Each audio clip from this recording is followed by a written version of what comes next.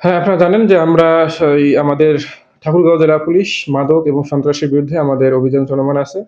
তো এই অভিযানের অংশ হিসাবে গতকাল আ দিবাগত রাত ১১:৩০ দিকে আমরা গোপন সংবাদের ভিত্তিতে আমাদের জেডিপি সদস্যরা তারা চৌধুরীহাটে অবস্থান নেয় এবং সেখানে আগত একটি অটো বাইক তারা আটক করে। অটো বাইক আটক করার পর সেখানে ২ জন যাত্রী ছিলেন। তাদের দেহ তল্লাশি এবং গাড়ি তল্লাশি করেন।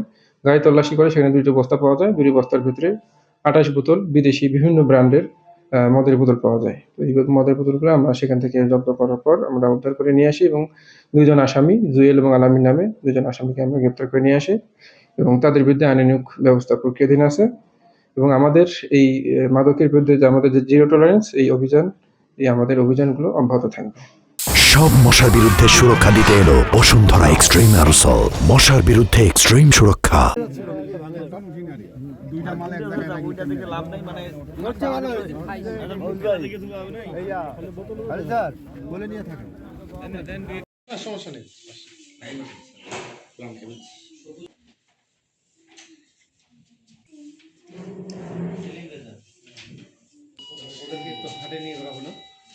না।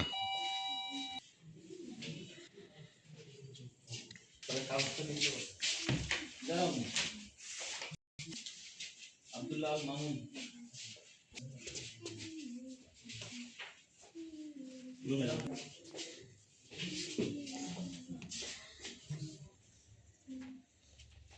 বুঝে কি আছে সেটা আমি জানতে ইসলাম